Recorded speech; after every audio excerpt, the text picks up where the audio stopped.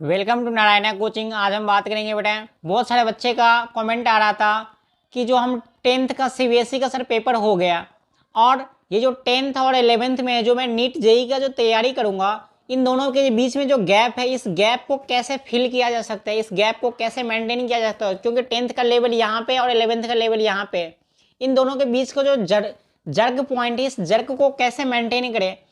तो आज हम शुरू करते हैं इस वीडियो में, इसी टॉपिक पे बात करते हैं कि कैसे इसको मेंटेन किया जा सकता है और कैसे 11th को आसानी से कवर कर सकते हैं। और जो इस चैनल पे नए हो सब्सक्राइब करो और जो पुराने हैं वो ज़्यादा से ज़्यादा लोगों में शेयर करो।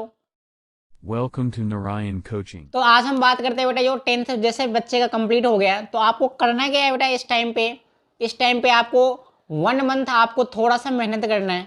मेहनत क्या करना है, अब ध्यान से जाओ सुनो, क्योंकि अब आपके पास जो मैथ्स है, ठीक है, जिसका मैथ्स आप यदि 11th-12th में जेई का तैयारी करना चाहते हो तो मैथ्स और साइंस में जो है फिजिक्स केमिस्ट्री। बोले सर फिजिक्स केमिस्ट्री समझ में नहीं आता है 11th में 12th में, क्योंकि ये क्या हो जाता है गैप जो है, क्योंकि हमने 10th में सोचते हैं कि हमें बोर्ड के प्रिपरेशन से पढ़ना है, सिर्फ हम बोर्ड के लिए काम करते हैं, हम ये नहीं सोचते कि आगे जो मैं नीट और जेई के प्रिपरेशन करूँगा, ताकि कई सारे ऐसे होते हैं जो बैक गैप मेंटेन कर देते हैं। तो आप सबसे पहले जो 10th का साइंस का बुक उठाओ और 9th का साइंस का बुक उठाओ, दोनों उठाओ।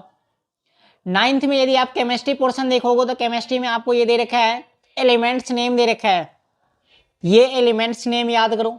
और जैसे आपको एलिमेंट नेम याद हो जाए उसमें एटॉमिक नंबर और एटॉमिक मास आ जाएगा, सिंबल्स याद हो जाएगा, वहां से वैलेंसी निकालना सीख जाओ। वैलेंसी दिया हुआ है, वो वैलेंसी सीख गए। जैसे वैलेंसी सीख गए तो आपको दो चीज़ ध्यान रहेगा, आपको तो किसी भी मैटर, जैसे वैलेंसी से क्या बनाते हो आप, जैसे किसी भी स्मॉल कंपाउंड बनाते हो तो स्मॉल कंपाउंड बनाने आ जाएगा। दूसरा हाइड्रोकार्बन हमारा चैप्टर है, उस हाइड्रोकार्बन्स में जो है मिथ एथ ब्यूट प्रोप एक, ये जो नोमेनक्लेचर है, इस नोमेनक्लेचर वाले पार्ट को कार्बन के नंबर के आधार पे और फंक्शनल बॉन्ड के आधार पे, जैसे एल्केन एल्कीन एल्काइन है, इसको ध्यान से पढ़ना। और आपको ध्यान रखना है कि उसमें जो फंक्शनल ग्रुप दे रखा है, जो नोमेनक्लेचर दे रखा है, उस पॉइंट को आपको, ये 9th में, तो ये हो गया आपका एटॉमिक नंबर वाले और वैलेंसी। और एटॉमिक स्ट्रक्चर चैप्टर का नाम दे रखा है, उसको ध्यान सीखना, ताकि उसमें सेल के बारे में, सब सेल के बारे में बताते हैं कि इलेक्ट्रॉन कब रिवॉल्व करता है, इलेक्ट्रॉन की जो, तो ये जो आपके केमिस्ट्री का पोर्शन है, इस केमिस्ट्री पोर्शन को ध्यान रखना है। अब फिजिक्स में क्या करना है सर, सेम काम आपको फिजिक्स में करना है। 9th का चैप्टर दे रखा है हमारे पास, मोशन चैप्टर दे रखा है, रेस्ट क्या है, मोशन क्या है, स्पीड क्या है, डिस्टेंस डिस्प्लेसमेंट में डिफरेंस क्या होता है, टाइप्स ऑफ मोशन दे रखा है, ग्रेविटेशन दे रखा है। उसमें आपको इस टॉपिक को ध्यान रखना है। और ग्रेविटेशनल जो फॉर्मूला दे रखे हैं ना, छोटे छोटे फॉर्मूला दे रखे हैं, इस फॉर्मूले को आपको कवर करके रखना है, ताकि फॉर्मूला से देखोगे, छोटे छोटे फॉर्मूले से इसमें क्वेश्चन कैसे ड्राइव करता है। अब हम छोटी सी क्वेश्चन को, नोमेरिकल को सॉल्व नहीं कर पाते और हम सोचते हैं कि 11th में जो एन फिजिक्स है उस डेरिवेशन को हम सॉल्व करेंगे, तो ये पॉसिबल नहीं है, संभव नहीं है।